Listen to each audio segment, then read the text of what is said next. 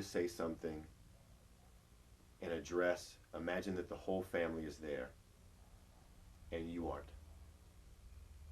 And I want you to say whatever you would like to say to the family after you're no longer walking the earth. I think it's a shame.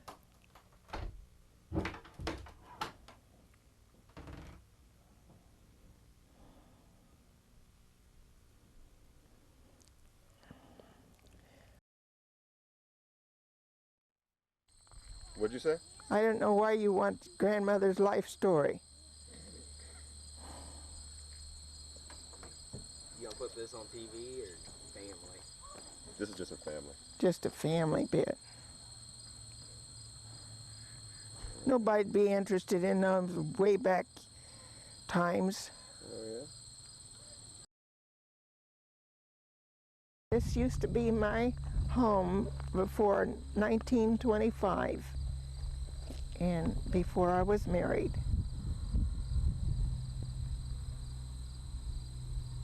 When did you move here? Oh dear.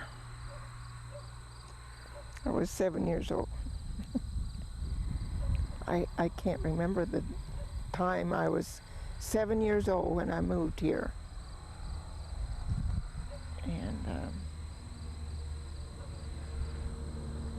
Who'd you live with here? the Bowdry family. Now, explain to me who the Bowdry family was. The Bowdry family took me when I was 3 years old, and they lived on a farm in London, and then they bought this farm and moved me here.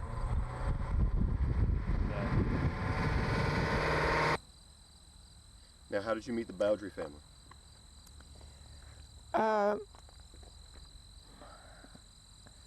I don't know how my mother met them, but she was looking for somebody to take me, and where she was working for a family out on one of the farms from London,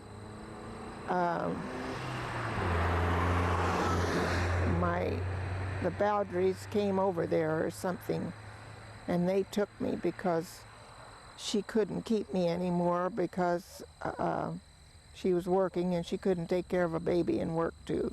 Where'd she work? Where'd your mom work? I don't know the people's name. I can't remember it. What did she do? Housework for these, and cooked and sewed and whatever.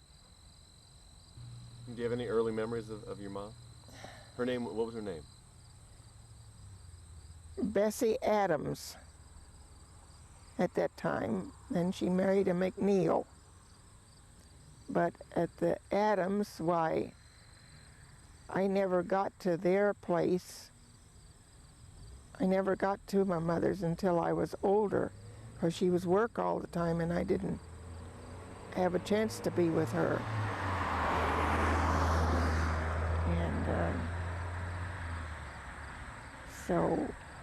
And my grandmother lived in South Charleston, which is about 11 miles down the road from London. And I wasn't welcome there, so. Why not?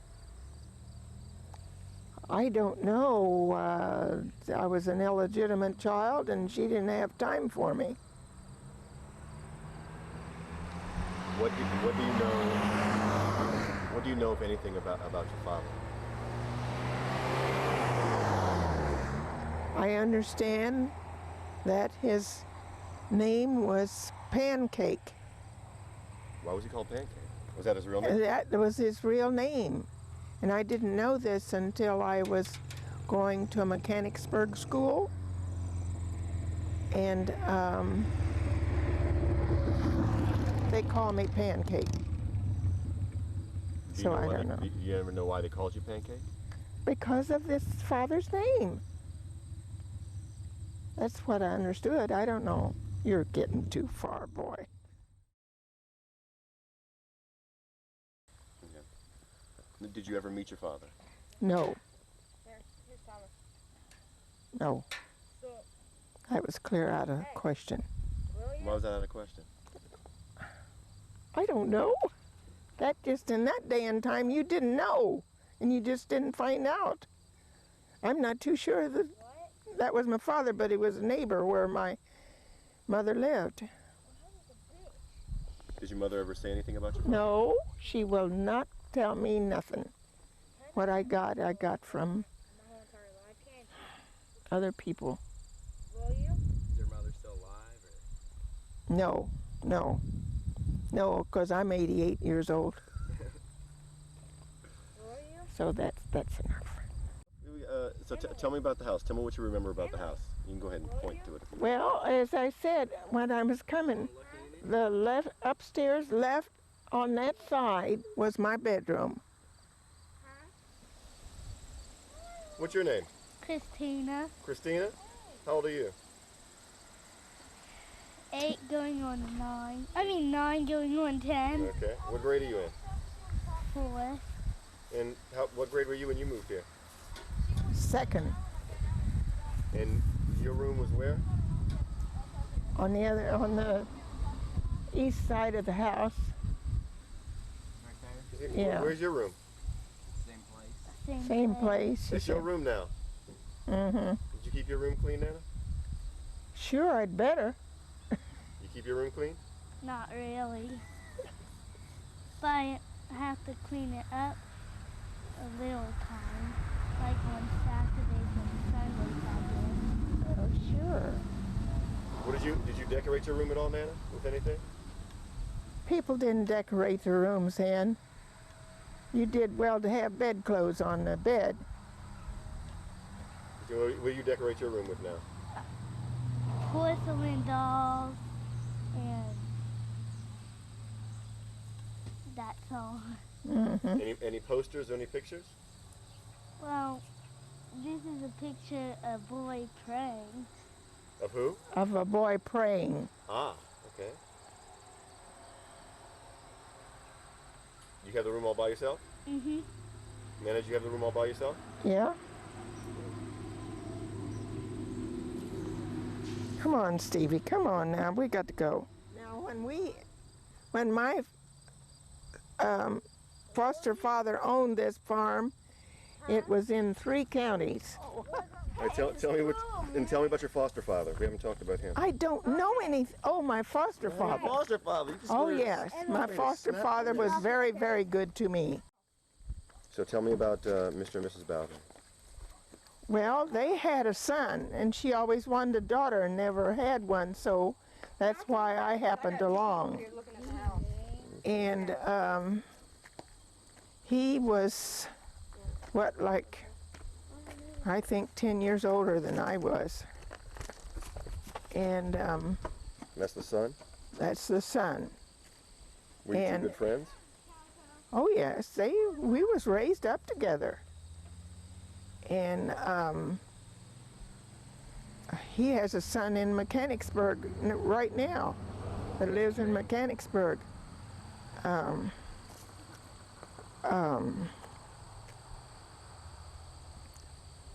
I can remember riding horses. At that time we didn't have electricity and things. We had 2 horses. We had horses, and I'd ride the horse to pull the hay up in the barn over there.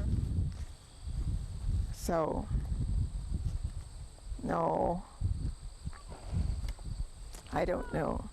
Along this road, a many of time, I have rode to school into Mechanicsburg on a sled.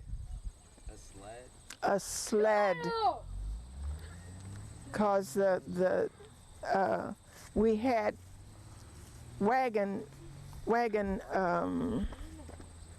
drawn, like you have buses now, we had wagon we rode on. But in the wintertime when the snow was heavy, we rode on a sled, and these horses pulled the sled into school. And that's how you got to school? That's how I got to school. And were you a good student? Well, I guess I was. Why do you say you guess you were? Well, I seemed to make pretty good grades all along, like A's and B's. What did you want to, when you were in school, you know, everybody wants to be something, like I wanted to be a fireman or something. What did you want to be? I didn't know any better than to be what I was because I enjoyed my home ec teacher. And at that time, country kids had to learn to sew and to cook. And so I ended up being a caterer. Is that what you wanted to be? So you became what you really wanted to become? Yeah. Were the trees here? Huh? Are these trees here? I think this tree was there, but was really small. Which tiny, tree? tiny. Which tree? This great big tree. The maple? Yeah. It was real tiny? And there used to be an orchard where those horses are. There used to be an orchard over there. And we had apples and peaches and plums and everything in that orchard. We gotta move her to just Mm-hmm. All right, so tell me, did you ever get in any kind of trouble in the house? No. No, you haven't done I something usually. No, I just had to do what they had to tell me to do. And you always did it, or? I'm most always done. Most always? Yes. Okay. What about that time you didn't? Well, I got spanked if I didn't. And that's the reason I done it the most time than what they said. Oh, dear. But I can't believe seeing there's siding all on this, and there's everything, and some added to it. Before there was siding, what was on there? What was it when you were here? What's the difference that you see on the outside? Just wood. Tell me about what you used to do in the barn, or did you have to do any hay or anything in the barn? You can turn this way. My biggest problem, my biggest thing was we had a milk house in the back here, because at that time you didn't get milk. We churned the milk. We separated the milk from the cream and churned the cream and sold the creamery butter.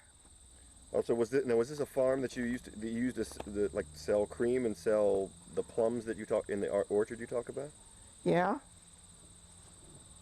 We'd take them to town to sell. They didn't come out here and buy them, you know. So now, what would you would churn the butter in the barn? We would sell part of the cream and churn butter. And I had the separator to wash, which I hated every evening when I come from school.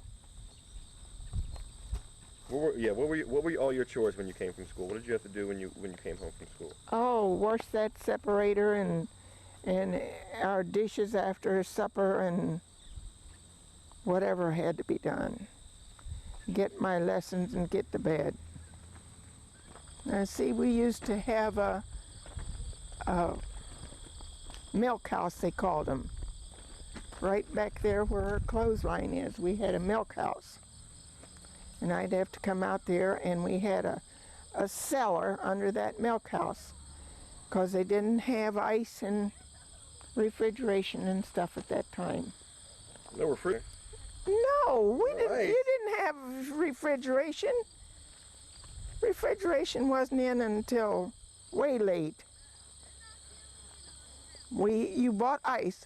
When after I was married, we had a ice box, what they call an ice box, on the back porch right there next door to me, and ice came every other day. You didn't have refrigerators. So what you're saying is it was spoiled, huh? I mean. Ice expensive back then? Was ice expensive? Well, I think it was 25 cents. I don't forget, 50 pounds or something. 50 pounds for 25 cents? Mm-hmm. What'd you do for fun? Once in a while, I got to stay in town with the Evans family.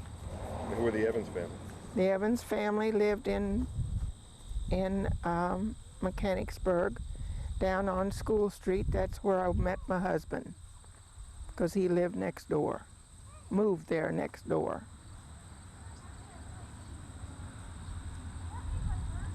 That's the reason I wanted to go on First into boyfriend, 'cause town. I'm assuming you must have had your first boyfriend in this house. Actually, my husband was. Oh, come on. That's right. Oh, come on. It'll just be a secret between me and you. Ouch. There was a fellow that used to come, I can't remember what his name was, lived up the road here, used to come down, but I never cared for him, so that was just it. Why? What was wrong with him? Well, he thought he was cute. What do you mean you thought he was cute? Tell me what you remember about him. Oh, Oh, come on. I don't remember all that stuff, Stevie. Except you thought he was cute. He thought he was cute. But he wasn't cute. Grandpa ever think he was cute? No, I don't think so. He was just a good person that really he cared about you. He cared about you. Was life good here with the Bowdries? All the way through? No, because Mrs. Bowdry left the house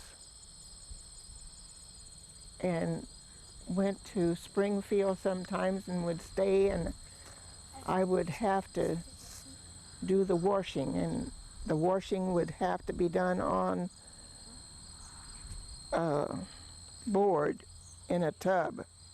There was no washing machines at that time. I had to do everything from the time I was 10 years old on. Come on, Stevie, that's enough. We got to go. So were things fine until you met Grandpa? Well, I had met him then, but we wasn't allowed to be alone together. He came out here. His parents bring him out here.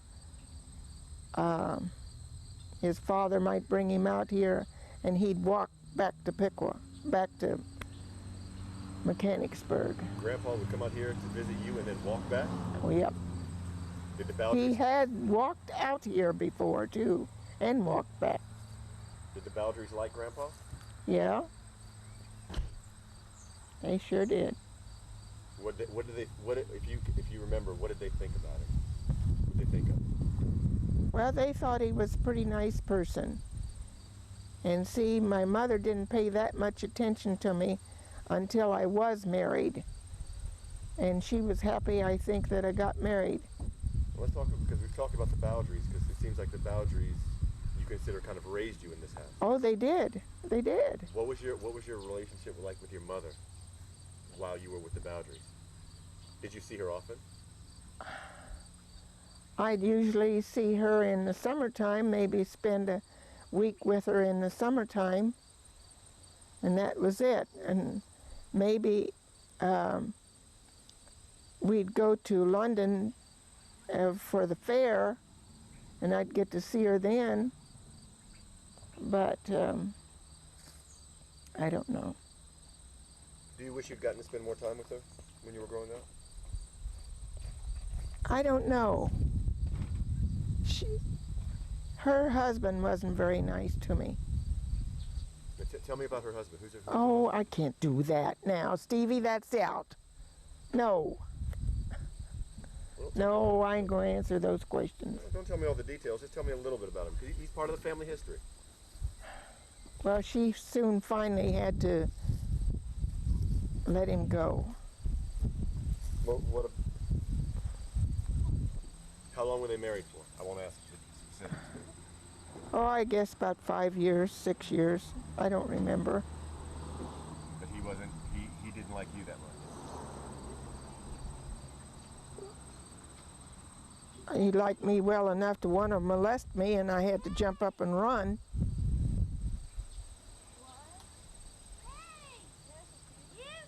Go on. I ain't answer no more. No more. No more.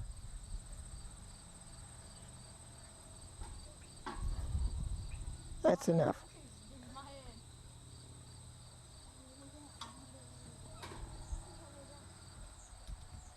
Come So on. is- Come on, Stevie, we're going now. That's all there is to it. Come Is being on. here a good memory? Would you call it a? Is it? There were a few good memories, very few. I never had good memories till I got married.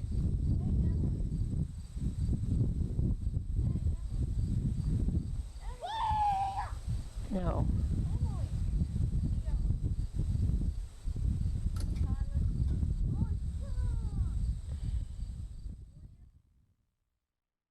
Recreation, we come down to this girl's house to hear the radio. Why'd you come to this house to hear radio? To hear the radio because it just came in. I mean, there just was a beginning of radio. They were the first ones to have radio? They were in this neighborhood. No, I didn't have any when I left home. So y'all would walk about a half a mile away to hear radio. Yeah. And when you heard the radio, did you do something else, or did you like look at the radio? No, just look at the radio. Maybe they'd popcorn or something. No more than popcorn.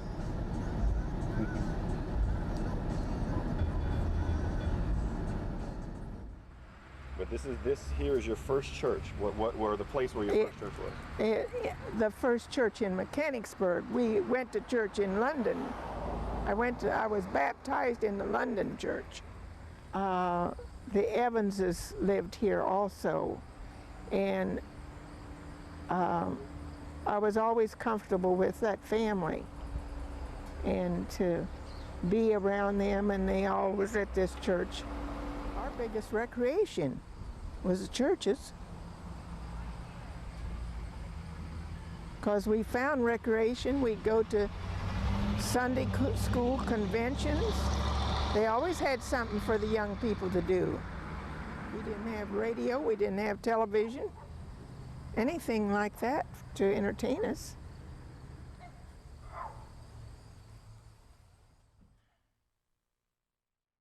I think this, let me see. Oh my God. Yes, this is the house. Which one? This one. Yes, It's Grandpa's house? that was Grandpa's house. Yep, this is it. This is the house.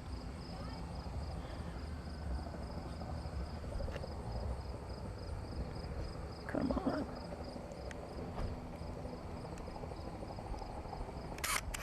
This is where Grandpa lived. And see, Evanses lived there. And you're going to have your door tore off. I need to get this door closed. This is where I met my husband.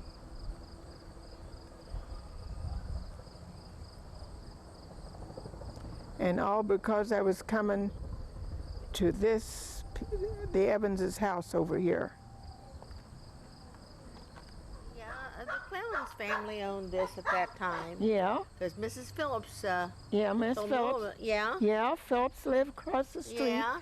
And the Evanses lived in that house. Oh, really? And they moved away before the Clemenses did. And we all went to Piqua. Oh, that's where. We went to Piqua.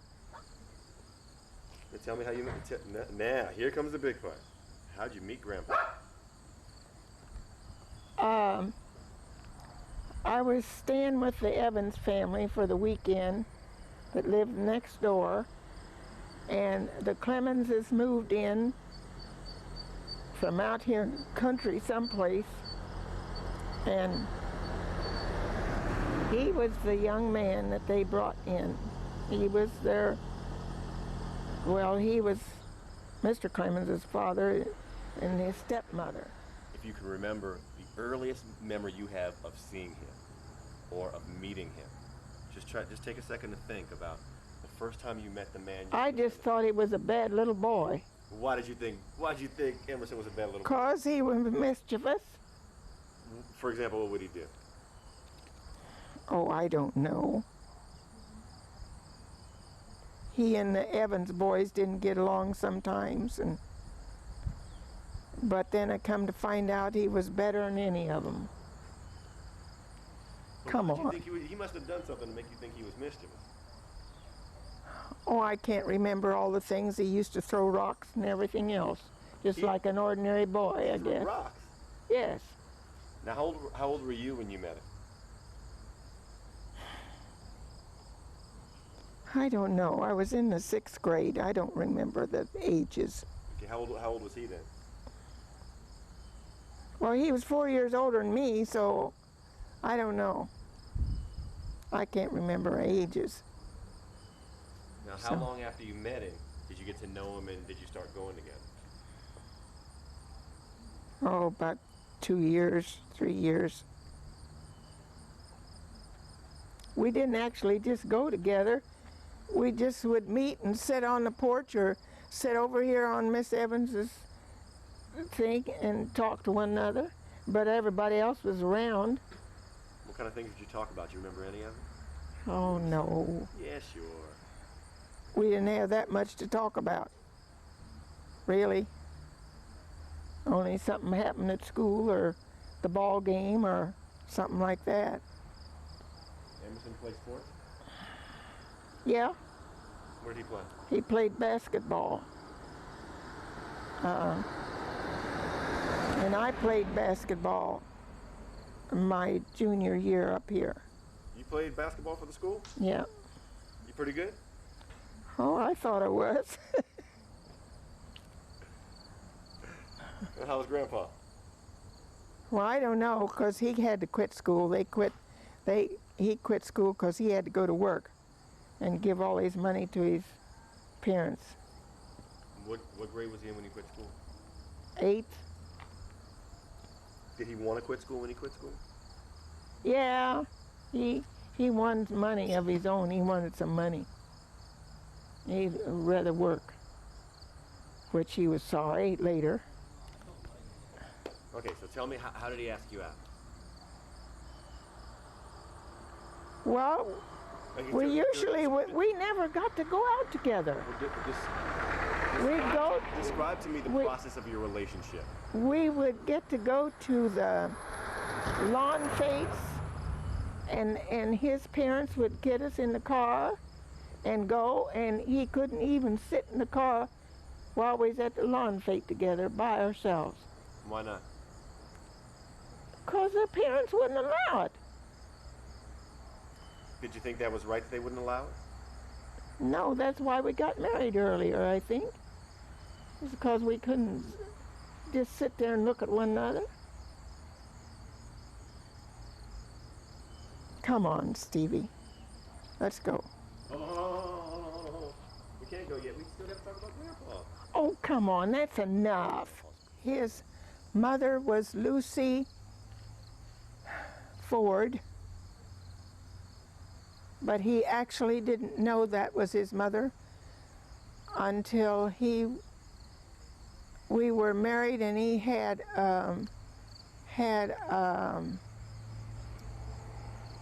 appendix operation in Pequot, and that was like 5-6 years after maybe 7 years after we were married. And she came to see him and told him. She was his mother. She was his mother. She lived in Columbus. She did not live here.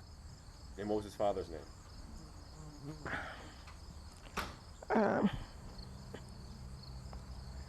Charles Clemens. So who did so Lucy didn't raise him.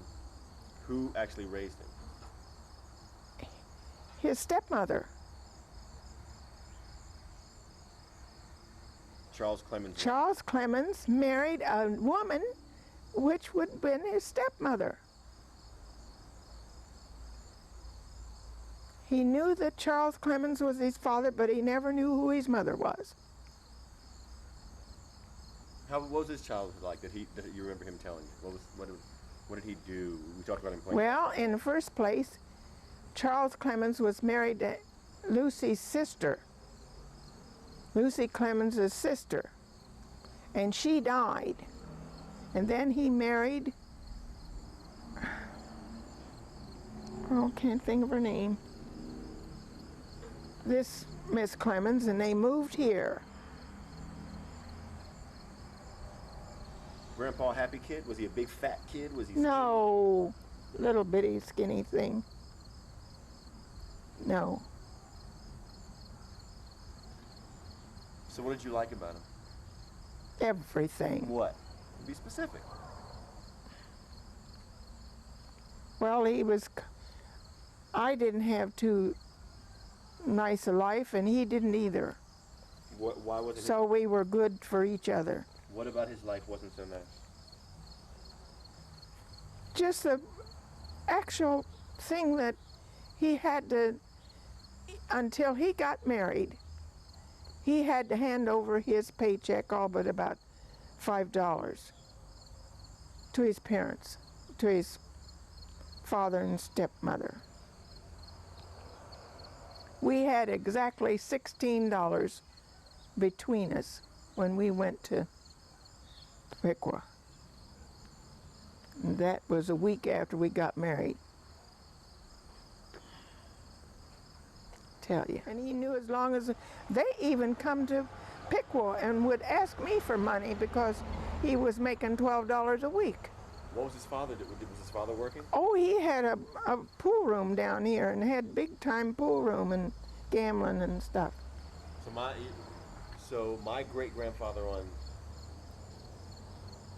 Grandpa's side had a pool room. Yes. And of course Emerson worked in there every Saturday night, so we couldn't have any dates on Saturday night. And the worst thing that he learned was to gamble there. And that's the worst thing that was about him. Otherwise, he was Grandpa? fine. Yes. Did Grandpa gamble? He did until I got my foot down and just said no. Was it after or before you were married? Before and after. And he didn't have that kind of money. Come on, Stevie, come on. I'm tired. Then when we come to Piqua, you had a whole section in the back to sit in.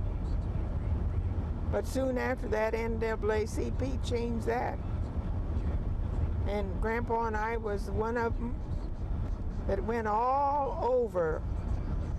That went in there one night and went all over that place and said every place we wanted to sit. And they was trying to get us out of there and they couldn't do nothing. Wait, tell me more. Tell me about this. Where is this? In Piqua, at that movie, where is a big thing there for the library as we come past the library.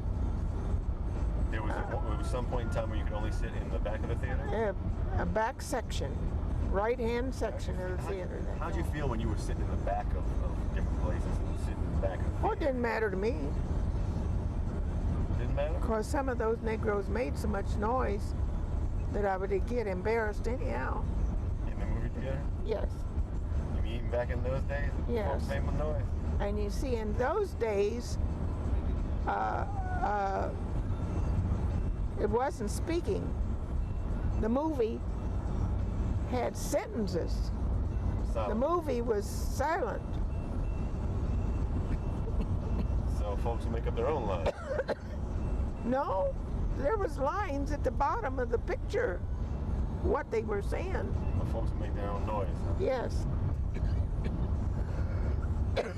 And it just disturbed because it was quiet in there. And it just disturbed you. Our folks is something. So you and Grandpa get to go to dances? Once in a great while, maybe we got to go to 4 dances together. Now that's the one thing that he could never do too well was dance. What do you mean? And I loved to dance. I call myself a good dancer. You try to teach him how to dance? Well,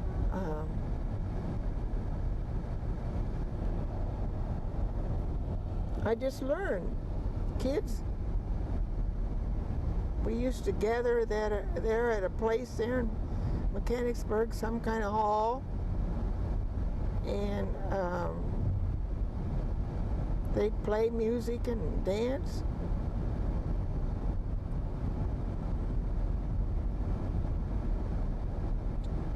him even though he couldn't dance. And he wouldn't say, he'd say, go on and dance. He learned, but not as well as the people I used to like to dance with.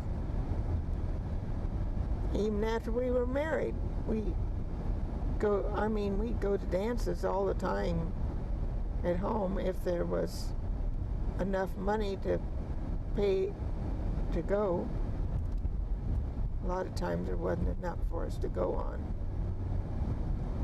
Did your grandpa ever learn how to dance right? Oh, he tried. He always danced with me the first dance and the last, if nothing else. And he loved music, because he catered so much. I mean, he tended bar to the Winter Garden and the Roof Garden and all that. That's where he made his little extra money in order to live.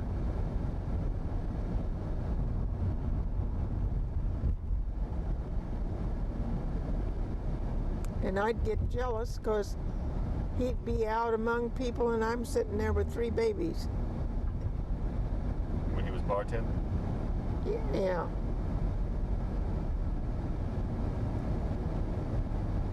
Be all there all day long and half the night. But I knew he had to do it in order to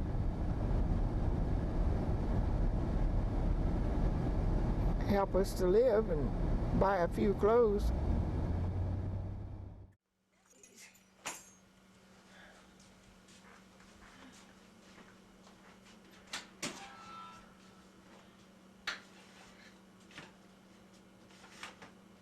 You've always loved to cook? I've always loved to cook, and I think that was really part of my real mother's birthright, because she cooked for big restaurants. How old were you? Can you remember about how old you were when you first started cooking, like at home? Like 11 years old, and had to cook sometimes because my foster mother wasn't there, and I'd learned enough in that kitchen because that was the girl's job, to be in the kitchen. And what was the boy's job in the house? The boy's job was to be outside cutting the grass or doing all the work that was outside. And of course we were on a farm, and he was supposed to help milk the cows and put the hay in the hay mow and all that sort of thing. Did you milk the cows too? No, that was I tried it, but that was a little much for me. I couldn't take that milking cows. No way. What about it didn't you like? Oh, the smell in the first place, and catching a hold of those cows. No. And then we had butter makers, churns. Churned that butter. Good butter. Were you ever in love before Grandpa? Never. Never. That's the reason it's so hard for me to give him up. I know we've lived to be good ages, but still.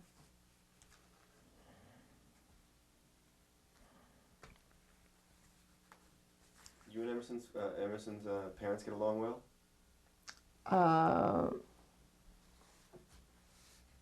Yes, we did pretty good. As I told you yesterday, our biggest problem was that they wanted him to work and then take his money. And Did you think that getting married would end that after you got married? Sure. Is that one of the reasons you got married? Not exactly. You see, my foster mother had left home. She'd go in and out because she was going with somebody else. And I had all the work to do at home. My foster father was fine to me, but I just had to work too hard. And of course, my real mother was in London, and Emerson was unhappy at home, and I was too. So why not go ahead and get married? How old were you? Even though I was only 17 years old, and he was 21 2 days before we got married. So, Emerson's parents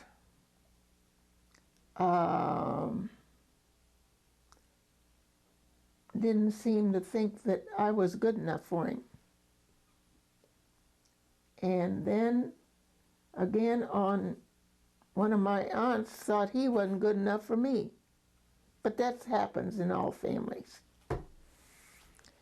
We pay no attention to anybody, we just listen to ourselves.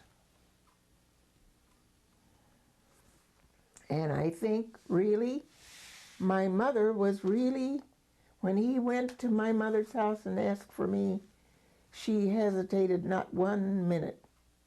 Why do you say she didn't hesitate? Well, she wouldn't have any, she wouldn't have to support me anymore or anything. And she was much greater to me after I was married than she was the whole time before. Did you feel like a burden to your mother? Yes, I really did. I felt like a burden to my mother. Did she ever say that you were a burden? No, no, no. And when I'd go to London to visit with her, I visited with Aunt Stella more really than I did with her. Who's Aunt Stella? Aunt Stella was my mother's brother's wife. He and they had, 5 kids? But I would stay with her in the daytime, with them in the daytime, while she was at work, and then stay with her at night for maybe a week or maybe 10 days or so in the summertime. How did the Bowdrys feel when you left to get married? You left straight from the Bowdrys? Oh, they all seemed to be very happy that I was getting married. Good riddance. Do you think it's good riddance, or they were happy because they thought you were marrying a good person? Oh, they thought he was nice. Yes, they always thought he was nice. But you thought they also thought good riddance. Mm-hmm. Did you stayed in touch with them after you got married? Oh, mercy, yes. I can't say that they, because see, when we started buying our furniture, why, Mother Sadie, which we always called her Mother Sadie, she was a foster mother that I was with. She saw to it that I got a dining room suit of all things. And I needed other things, but the dining room suit's what she thought I needed a table to eat at. Now there's where part of my getting at that too. You need a table. Gotta have a dining room. We always sat together at a table. And Dad Bowdry was very good to me. I think he pushed me sometimes to do more work than I was capable of doing. Your mother's name was?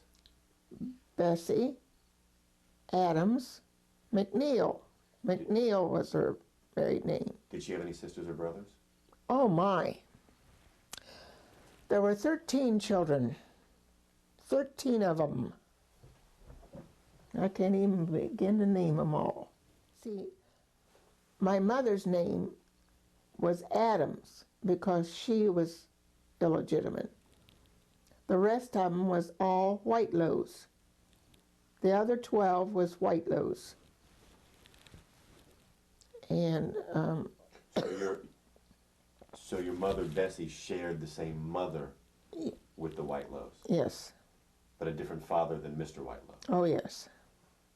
And you never knew anything about your grandfather would be then? No. No, I don't. No, I don't even know. I really don't know that much about my father, as far as that part concerned. So, Did you ever meet your grandmother, Bessie's mother? oh yes, my grandmother and them all was from Virginia. And her name was? God, I can't even think of my grandmother's name. Oh, that's terrible. I can't think of her name to save me. That's terrible. My grandmother wasn't nice to me at all. She wasn't. No. Why not? She was so upset that my mother had me. That's the trouble. And she was still having children at the time. Really? Sure. And as I told you, when I'd go to visit her, everybody else would get the second biscuit for breakfast but me. And I wasn't allowed to have but one. You go to visit? And I'd be awful happy when I'd only stay there for a night You visited to her? get to leave. No, they were in South Charleston then. My mother and all of them moved on a farm in South Charleston. He worked for a farmer. And my dad was one of them farmer's boys. So I understand. I don't know. Who told you what little information you know about your father? One of my cousins that lived in Springfield, Uncle Roy's kids. So, because my mother just kept saying that he's no good. I'd ask about no good. So that was it. Okay, and you never met or knew about your great grandmother or great grandfather? Oh, I don't know anything about those people. No. I understand my grandfather was a slave. My grandfather and grandmother, slaves in Virginia. No, I don't know anything more than that. All right, so let's talk about your wedding. And tell me if you can remember, like the week or so. You can't say a wedding. We all came to the courthouse and got our license. What you want? Okay. Oh. Came to the courthouse and got our license, and Emerson was so nervous when the man asked him had he been married before. He said yes. And just turned 21. And his dad said, "Oh boy, you know he ain't never been married."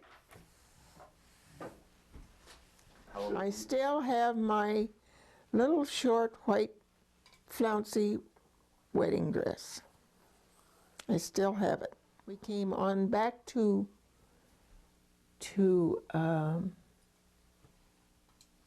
our house there in the country where you saw, and the Clemenses and the Bowdries and Emerson and I and my mother had dinner. And I did not have a wedding cake.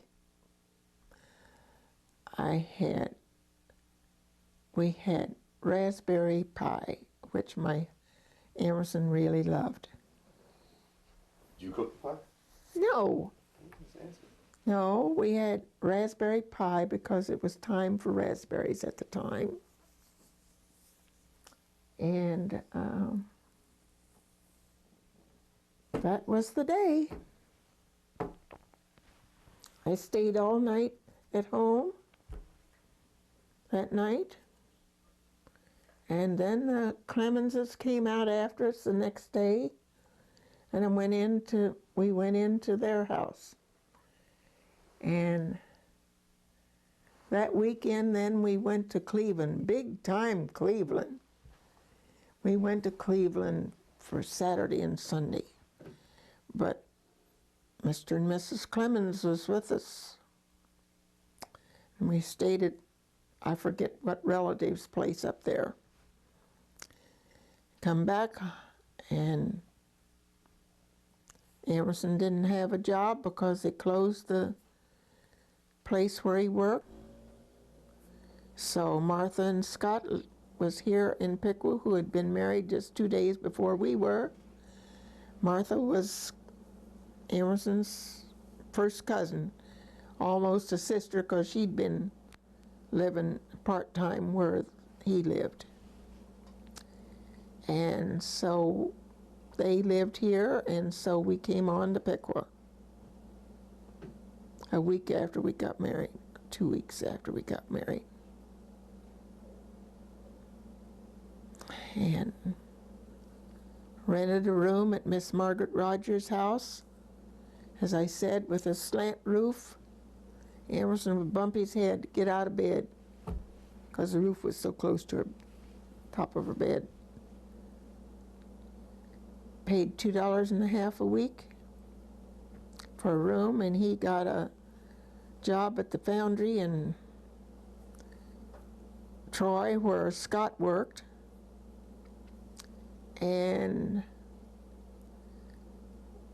But he had some back trouble way back then, and he didn't stay with the foundry but about, I don't know, 8 or 9 months or something. And then he went to a private family to work, and I went to the hospital to work in my little sewing room beside the operating room. And I sewed everything that come from the laundry that was torn or had to be patched. Again, my sewing helped me get the job, even though it was just plain sewing. So that was like the first year. Tell me a little bit about Piqua when you and Grandpa first got here, just about the town itself. Oh, I thought it was great. Ooh, from Mechanicsburg to Piqua? Gee, that was really... Oh. And we had streetcars. Get on that streetcar and ride downtown. And even when the children were little, that was a Sunday must. I'd save enough money out of that little paycheck and take them children for a ride on the streetcar. And we'd go down here to Park Avenue, hit that streetcar. It went clear out around Forest Hill Cemetery, back up Broad, clear out to the south end of town and back to Park Avenue. We had a ride. So Piqua was... And we had an opera house here, May's Opera House, because sometimes I didn't get the money to have money to go, even though some of those tickets were only $1. Well, if both of us couldn't go, we couldn't go. We didn't have the money. All the big bands would come to Piqua because they had a good-sized dance hall. Big, big place. And the fellas, Emerson and Scott and several men, black men, of course, would be the bartenders at these big dances. And that's where he'd get enough extra money for us to do any extra things or to have any extra clothes. Now, would Grandpa and Uncle Scott and all them get to sneak you into the dances? They were white dances. We didn't go into those dances. No way. Oh, these black folks around here had dances. We would get to go, I mean, we had the dances in the winter garden and up on the roof, but not the same night, of course. And we had some pretty good of our orchestras there. And we had dances even when our girls were in high school, right down here on the corner, because we would take the girls to the dances. I guess that was because I always liked to take the girls to the dances. But when Becky come along, take her, and she kind of turned her nose up, you know, appearance there. Now, Colleen and Wanda didn't seem to mind. They went on and had a good time. I worked at the hospital, and I got pregnant, and How soon after you were married? 3 months. Xana was born a year and 2 days after we were married. And so it was time for us to find a place to live. When I first learned I was pregnant with Xana, as I was telling the women tonight, I was working at the hospital and I went to lunch. I'd get my lunch there, and ate my lunch, and I couldn't. I was just sick every time I'd eat my lunch. And Mrs. Hawkins, Mrs. Taylor's mother, cooked at the hospital, and she said, "Girl, you're pregnant." I said, "No, I'm not." I said, "I just had a period, over a period." I kept getting sick. Next month come, I still had my period. She said, "But you're pregnant." I said, "No." So finally I got sense enough to go to the doctor. I didn't want to go, but I went. He said, "Yeah, you're 2 months." Couldn't believe it. I don't know why. There was no precautions. That was it. So, but I was a bit upset because I said, "Oh, I can't keep my job." What did Grandpa Emerson, Grandpa, say when you told him? Well, he didn't say anything. I mean, that's married life. It was then, there wasn't any precautions. There wasn't nothing. What was you to do?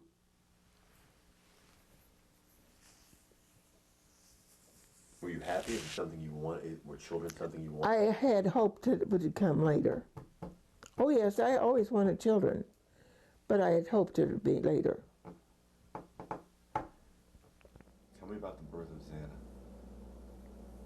Well, it was pretty hectic, because I didn't know what to expect. I wasn't never informed. She was born at Miss Margaret's house, because she moved out of her bedroom, so Xana was born right there in that house, because the doctors didn't take you to the hospital then. You had your baby at home. Tell me about Grandpa's reaction when Xana entered the world.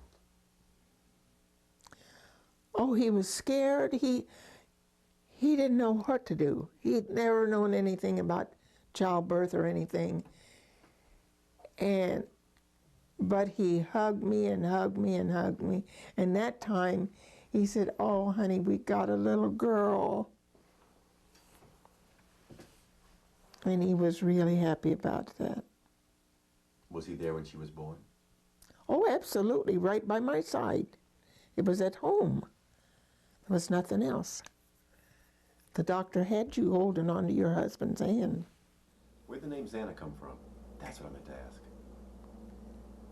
I don't know. I was trying to name her after Emerson's stepmother, whose name was Zella. And I just changed it to Santa. And then I'd never heard of that name before. And about a year later, I saw somebody born in the paper, Xana. I'd never heard of it before. How'd you spell Xana? Z-A-N-N-A. What's Xana's middle name? God, I can't think. Oh dear, that's terrible. That's too many far way back. I got it in there on her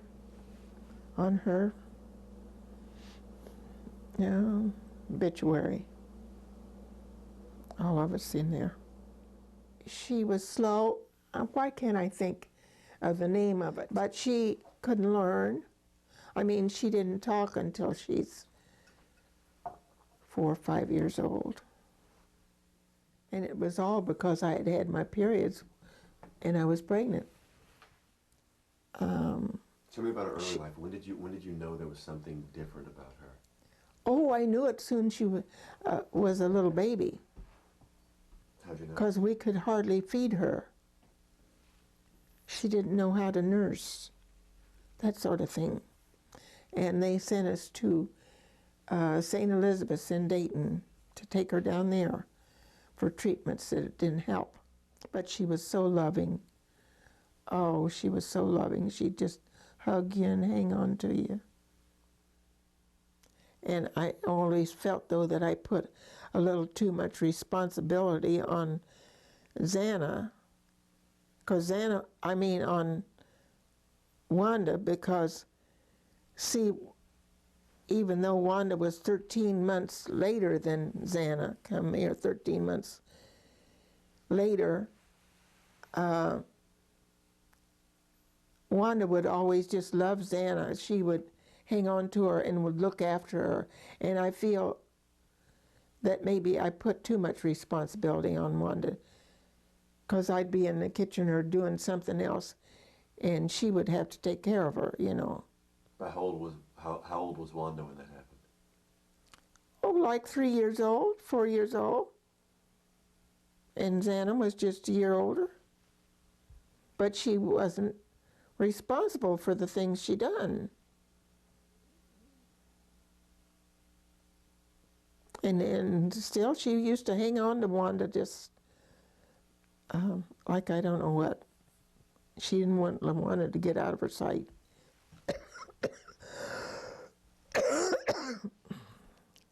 And then she grew, and she was 7 years old.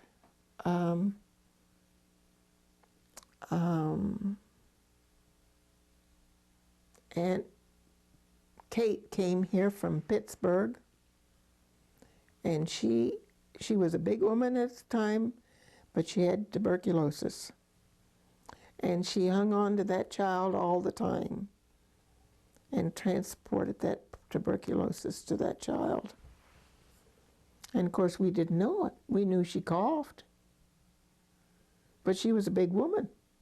You wouldn't think she had tuberculosis, but she did. And she died a year later after she was here. And so Xana contracted the tuberculosis, and at that time they didn't have places for hospitals for tubercular people, so you had to put them in. And it so happened there was a nurse, was a Mrs. Rout, and she took her in her home to get her away from my other children, from Wanda and Colleen. And but she died. She died about, she didn't live but about 8 or 9 months after we really found out what was happened to her. And see, that at that time they really wanted to St. Elizabeth's wanted me to place her in, I can't think of the name of the hospital, the children's hospital in Columbus that had, I can't think of the name of the children, but they wasn't a mental patient, but slow learners and that kind of a child. And I wouldn't give her up. And I wish I had, because she would never have gotten that tuberculosis.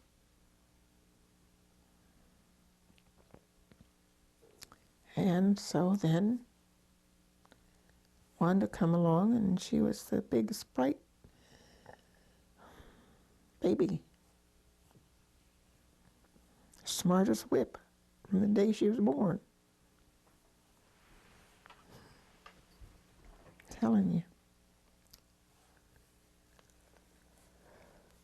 And so then 3 years later, Colleen came along.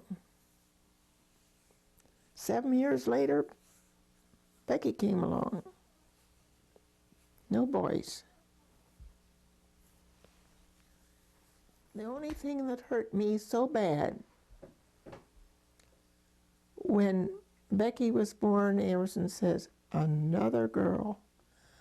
I hurt so bad over that. I didn't know what to do. When Becky was born and he come in and he said, "Another girl."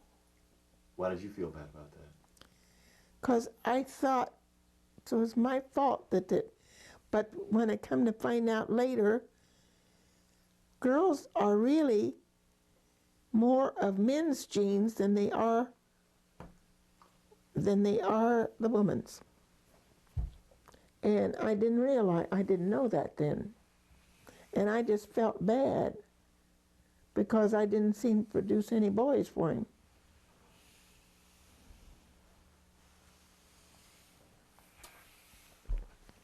But then he was crazy about his girls. He was crazy about his girls. And the girls, as I say all the time, was crazy about their daddy. Were you hesitant to try to have another baby? No, I didn't have sense enough to. No. I always thought this way. Now look, I can't have him running out seeing somebody else. No. You never think he did you? Oh, no.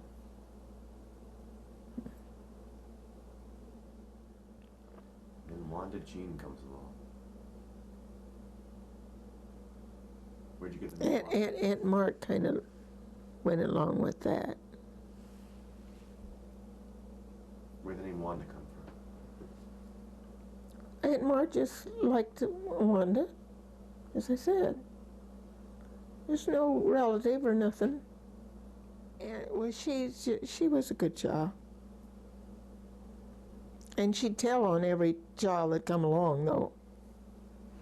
If she was out there in front playing with somebody and they done something wrong, she's in here telling me about it. She really would tell on the kids. She did very good in school, always, always.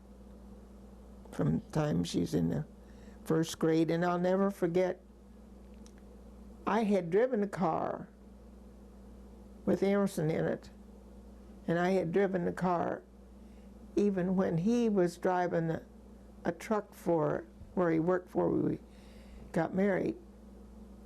But this Wanda was always scared of storms. And this morning it was kindergarten and a storm came up. Well, I was determined to get her to school. I went out here in this garage, backed that car out of that garage and took her on to school. I hadn't been driving.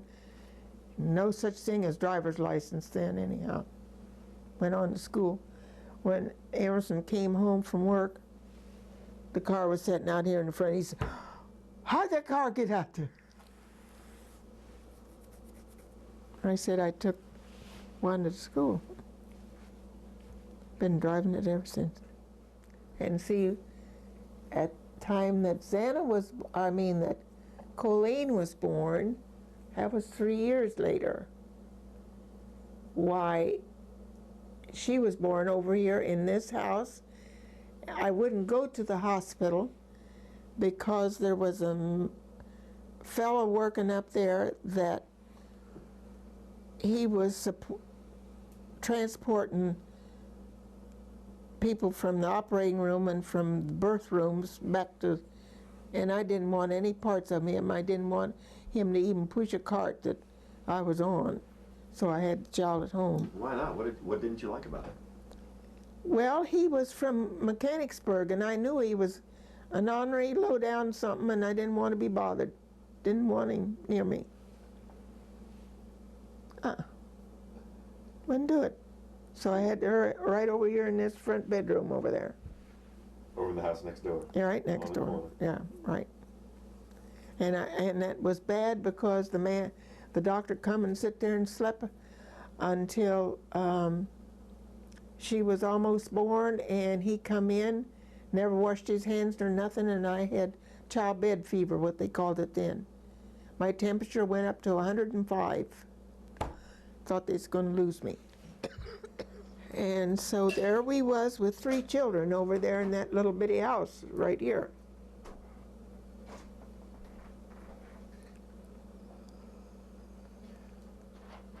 Did they all sleep in the same room, or were they sleeping arranged? Oh, they had Xana and Wanda had the front bedroom. We had 2 beds in there, and our bedroom was in this back bedroom, and with a baby bed in there. So, but it was a little crowded. So then we moved over here in this house. And of course this house was not all this house, it was just cut off there. So we moved in here for the Clarks, and they went and moved in some room over here on North Street. And so we moved in here and paid the rent regularly, and they still didn't get to $12. $12 a week? A month. A month. At that time. Then we had to move out because the government then wanted to do the house over. We had to move out, and then it's when Becky was born out there on Washington Avenue. And then when she was 9 months old, we bought the house. Bought this house? Bought this house. So you lived in this house, moved out of this house, then moved back? And moved back. Right. What year did you buy the house? 38. Colleen is born, and describe her as a child. Well, she was always more feisty and everything than Wanda was, because she'd get in trouble at school and come to Wanda to get her, try to take up for her. All that sort of thing. I don't know. Wanda and Colleen get along? Yeah. Yeah, they got along then. Actually, Wanda, Colleen, and Xana all get along? Oh, yeah. Yeah, when she was 7? Yeah. So. What were, if you remember, what were Wanda and Colleen's reactions? Oh, they cried and they didn't quite understand what was all about. And see, at that time you could bring your corpse right to your house, and you kept them at your house. You didn't take them to the funeral parlor. They were taken to the funeral parlor and embalmed, and then they were sent right to your house. And she was right there in that front room, right there in that corner. You didn't know that, huh? Wanda, And Colleen took piano lessons. Colleen said, "Now, this is enough," and quit. What about Wanda? And when we bought a piano, my God, I worked my head off to pay for that piano. Did Wanda continue with her lessons? Sure, she continued with her lessons till she had the top. And of course, she went on to music school.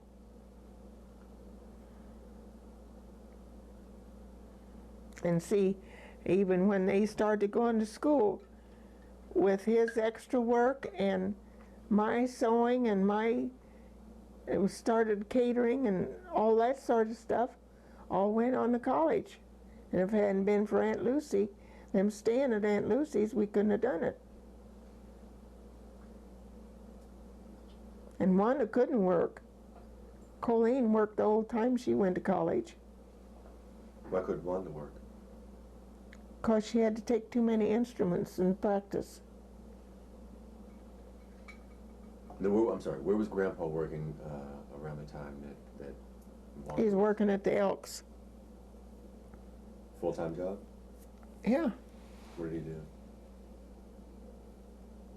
Well, he cleaned and he bartended. He did everything that was supposed to be done at the Elks.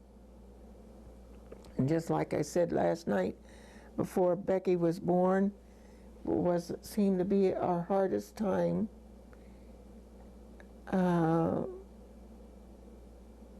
We just didn't. I couldn't do anything. I couldn't work. I couldn't do anything. And I was sick a good bit of the time when I was carrying her. And there was times that we had to wait till Emerson come home to bring some leftovers from the hospital.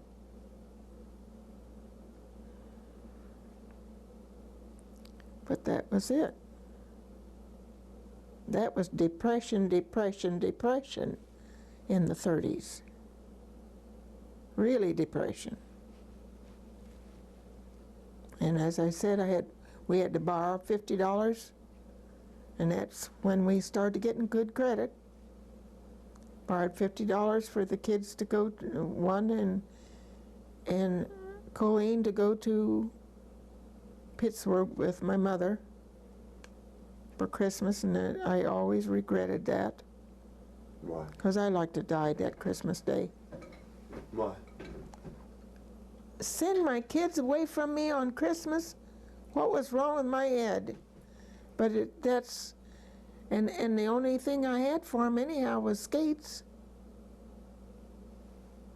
And we borrowed the $50 so we could buy the skates and help pay the train fare to Pittsburgh. What made you want to? What made you send him to Pittsburgh for Christmas? Because Mother wanted to take him, that's all. She just wanted to take him to Uncle Tom's for Christmas. Of course, they made it nice for the kids there. But, oh God, that Christmas morning I thought I'd die. Why did I do that? But we didn't have anything for him here other than the skates. We didn't have a Christmas, really.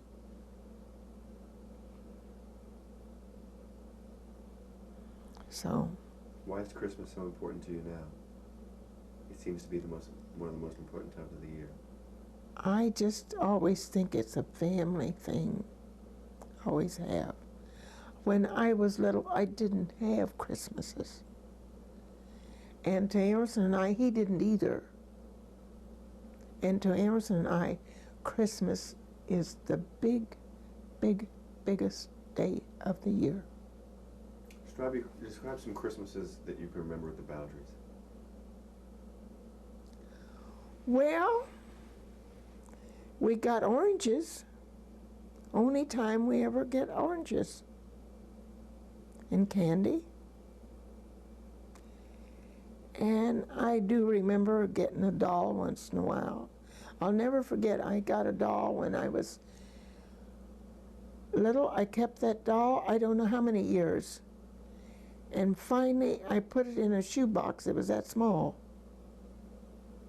And I buried it and kept it in that shoebox, buried. That was a dead doll.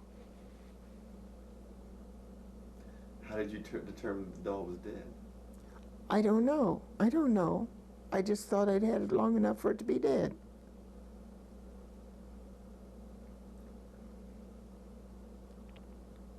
And what I put in the shoebox was needles from the Christmas tree. The only Christmas tree I had. Becky came along. I was a little upset at first, but then we decided that she was taking Santa's place because we'd lost a child. And Aunt Lucy was always so happy about Becky because she looked more like her than any of them. We still called her Aunt Lucy only, and still we knew after she had told us that she was Emerson's mother. We still called her Aunt Lucy. We never changed. How did Colleen and Wanda react to her when she was... Oh, Colleen threw I don't know where Emerson had gotten some golf balls or something. I don't know where he had them. And she brought that baby home. Colleen was so mad. She threw this golf ball in that bassinet. I'd like to have a fit. She didn't quite understand why there was another one to come in and take her place. She didn't like it a bit. Wanda wasn't all that happy, but she didn't carry on like Colleen. And Colleen would get mad and stomp and scream.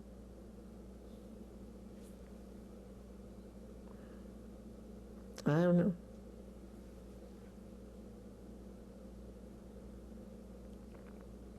The only thing to me was making it an almost impossibility for me to get out and work. Because I really didn't want to be away from home when my children come home from school. I never wanted to be away from home when my kids come home from school.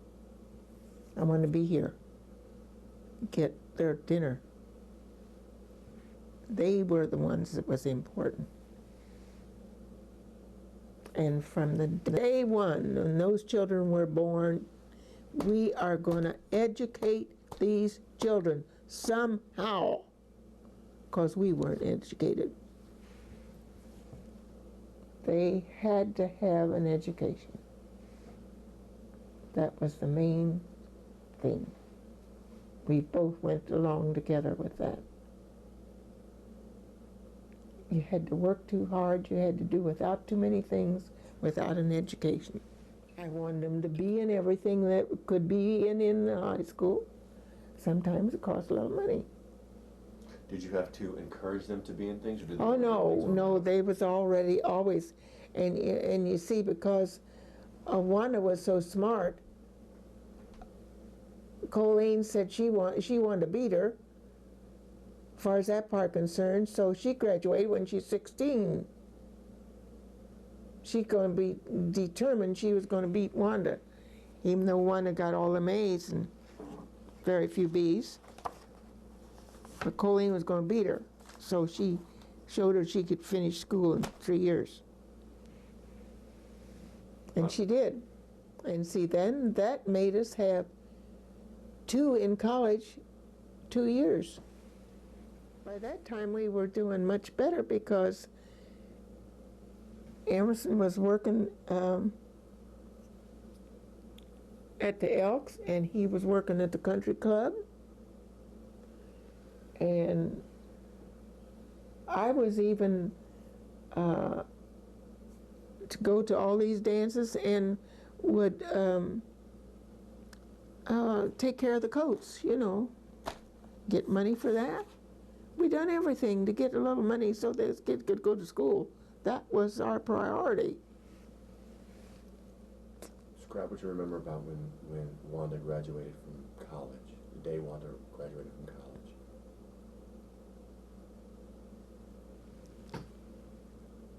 I was so happy that we had gotten one child through college. And when she walked across that stage to get that diploma, both of us just cried, just so happy. So then she got this opportunity to go to South Carolina, where she met your father. Tell me about when Colleen graduated from college. Well, I was happy because I was just, didn't have too much money left, nothing. And, but she did work and get some money at school because she worked in several places at school. And she tried to do her best to get the grades that Wanda did in college, but she didn't quite make it. But she was really strong at getting, of graduating and everything. So I was happy that we'd gotten two through school, through college. She was so in love with Mac, and she'd gone with another fella in college, but Mac come along and that hit it. Tell me about Auntie Becky after she graduated from high school. While she was in high school, at that time, you could donate hours to Detmer Hospital. And the kids would get away down there was, I don't know, so many each day would get to go to Detmer to work, it was volunteer stuff. And she liked the nursing bit. So then we arranged for her to go to Miami Valley to nursing school. And of course, by that time she was going with Paul Jackson.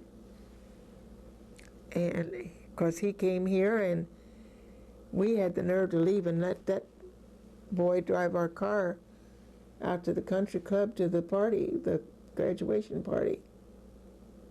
And we liked him an awful lot. Well, of course, then he was coming to Dayton from Xenia to see her, and he was at Wilberforce. I want to know more about you. Actually, you and Emerson. We haven't talked enough about your relationship. Because it was What more? Because look, you lasted for 65 years. So I'd love to hear some things that you remember about your relationship with Emerson that made it so strong. How did you? The first argument you remember having, the first disagreement you had when you were married.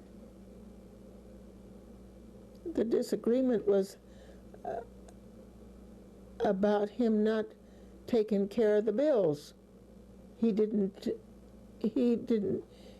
what little money was, he wanted to have good time off of. I mean, just like buying the record player when we had no money to buy it with. But we had enough credit at the furniture place for him to just walk out with it and pay what he was supposed to pay on the furniture on the record player. How did you But there was times that we've always had disagreements, but we never went to bed not speaking to one another. Never. Never. Never. That was a must between both of us.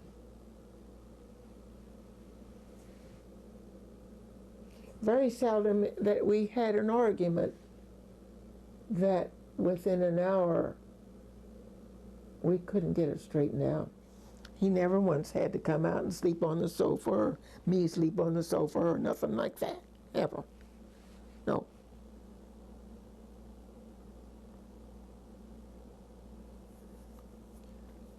I think maybe our biggest arguments was over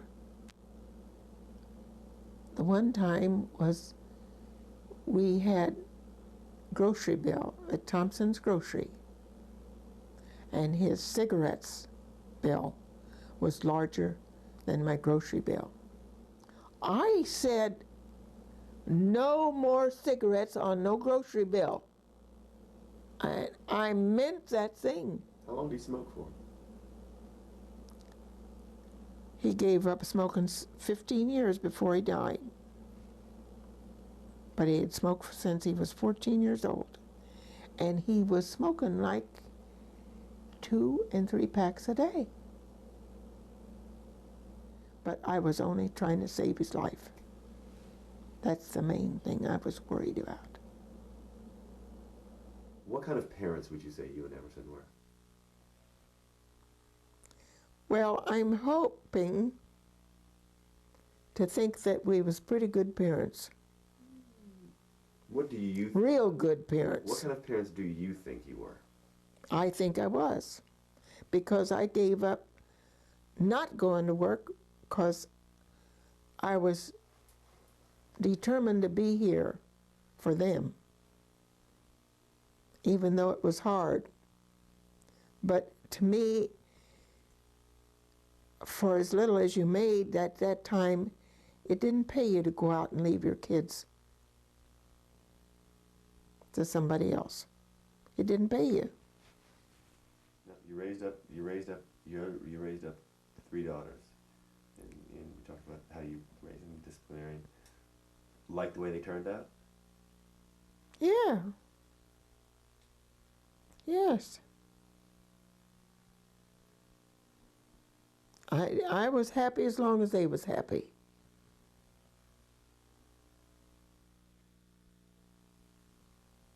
I think that Emerson and I done the best we could raising our kids.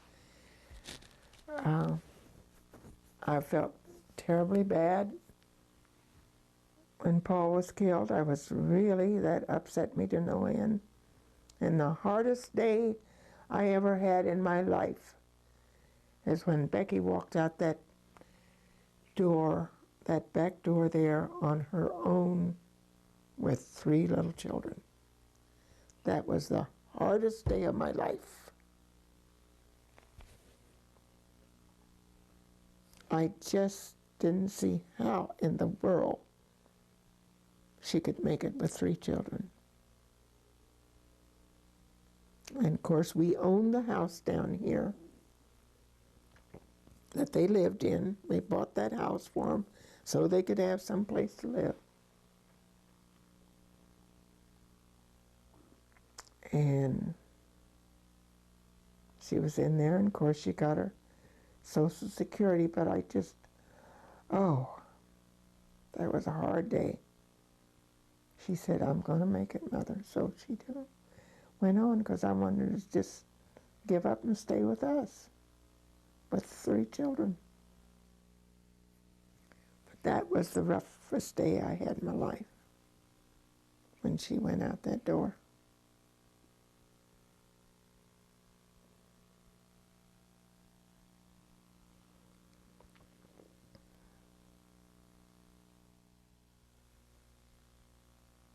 I was just always sorry that she didn't find somebody else to marry or something.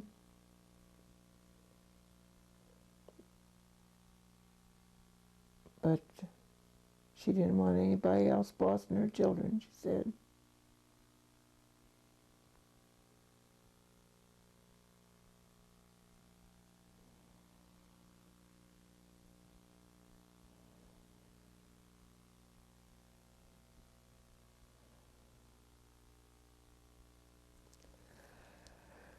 So that was it. I'm going to bed.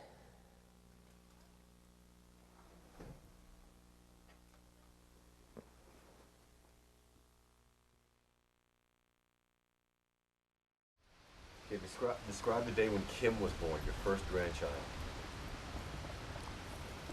Oh, I was really excited because I was right there. The day after the 4th of July. And we had gone over there for the 4th, but we had no idea she was going into labor and go ahead and have this baby on the 5th. That was real exciting.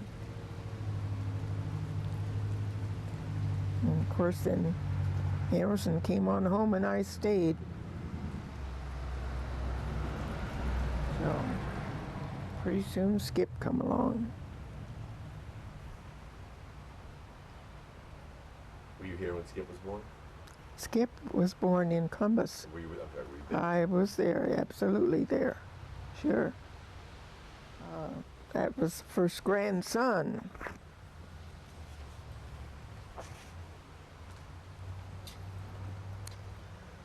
And since we didn't have any sons of our own, we was happy to have 4 grandsons. So. Were you there for each of your grandchild's births? No. I was Colleen and Becky's, but I never got to Washington until after y'all were born, because we never knew when to come. Now I have to go into the great-grands. What was it like when Aaron was born, your first great-grand? Oh, I was excited. I said, my goodness, here we are old enough now to be great-grandparents.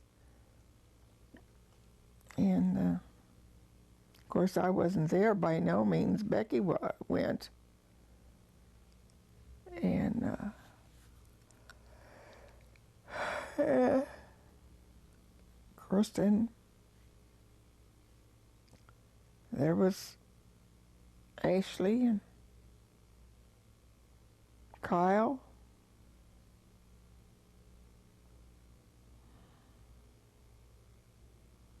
I don't know. All down the line, and there's 10 of them.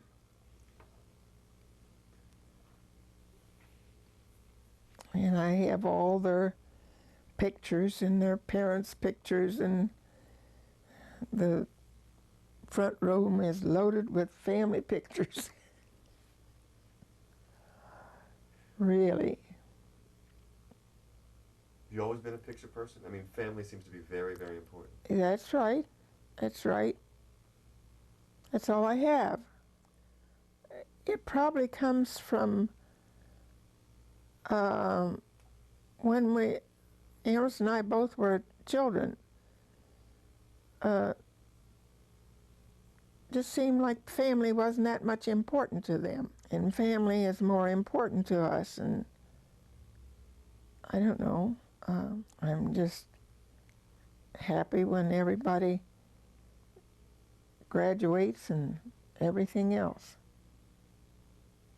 I just wish I could live to see my great-grands graduate, but that's out of the question. So I have to do for them now what I would be doing for them when they graduate. Just like you saw there this morning, I have Sesame Street coming here for Alexis, so she'll know what a magazine is. And I have kids coming for Ashley, their magazines, so they'll know. They both can read those things. Anything to further their education. The 3 most important things to you in life.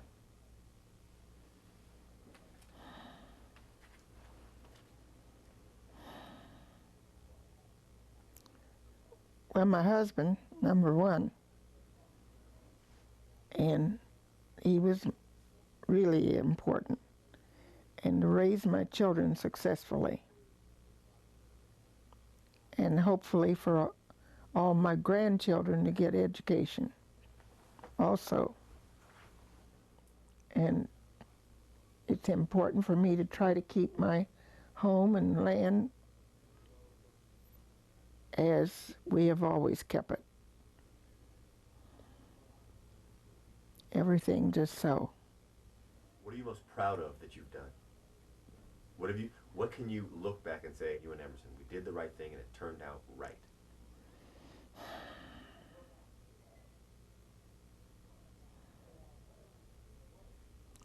we did the right thing by working hard and being economical all our lives with everything. And to have a decent home and to have a little something to leave to our daughters when we pass on. We did the best we knew how. Was he proud of the family he brought you to? Well, sure, we're both proud of them.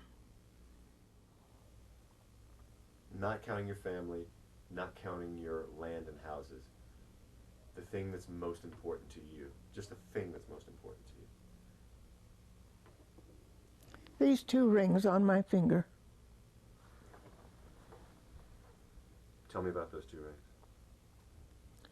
Well, because they were bought in hardship, and Emerson did the best he could in getting these rings for me. Did you get those rings when you got married? The wedding ring, I didn't have a diamond for years and years. I can't tell you when I got the diamond.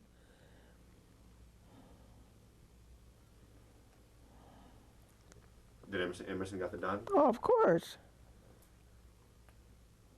I didn't buy it for myself.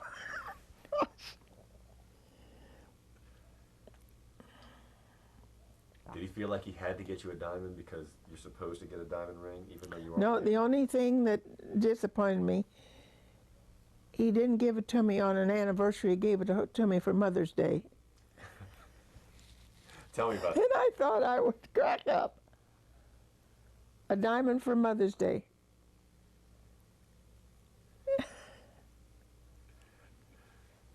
I guess he thought I was a good mother. That was it. So, What do you want my son or daughter? to know that to know that I did the best I could in the years that I was walked this earth. That I did the best I could with everything. Do you think that best was good enough? Yes.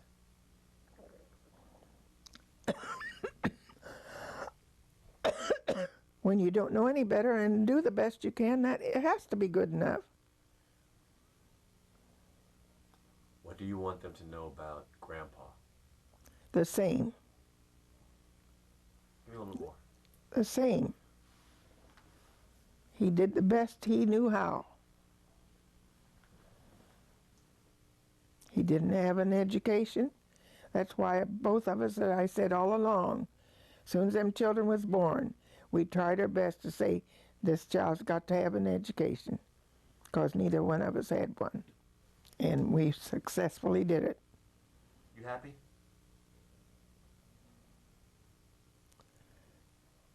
I can't say always, no. Sometimes I'm very unhappy. Why are you unhappy? What makes you unhappy? You never lost a person. You've lost, yes, your dad, but you didn't have the years behind you to become that close to him as I did with Emerson. And it makes a difference. The loss of Emerson is pretty much the sole source of your unhappiness?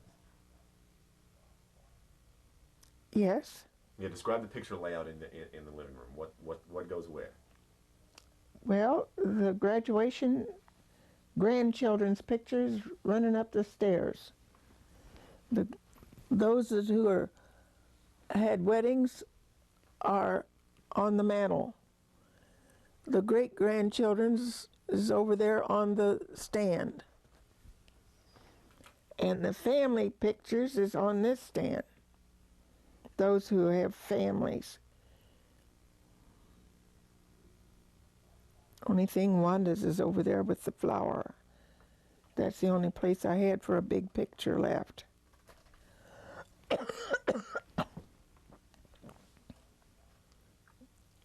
You can't see it for the flower from there.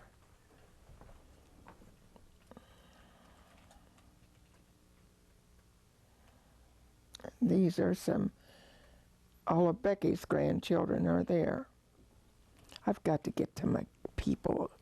Come on, Stevie, this is enough. I want to leave the room, and I want you to say something and address. Imagine that the whole family is there, and you aren't. And I want you to say whatever you would like to say to the family after you're no longer walking the earth. We'll be there watching this, and you won't. And I'm going to leave because I don't want to hear it. But all you have to do when you're finished saying it, you and the camera and say it. When you're finished, you just take the microphone off, and I'll be out in that room. You can just go. Wait a minute, just make sure it's running, and I'm not going to cheat and look at it. You just say whatever you want all of us to know. I think that's a shame.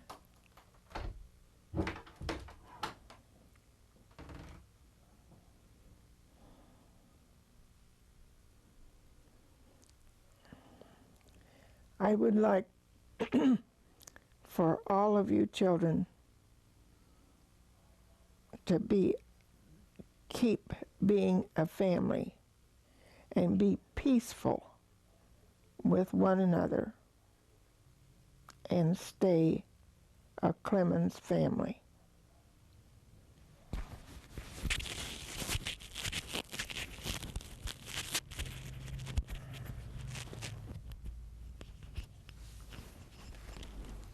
Goodbye.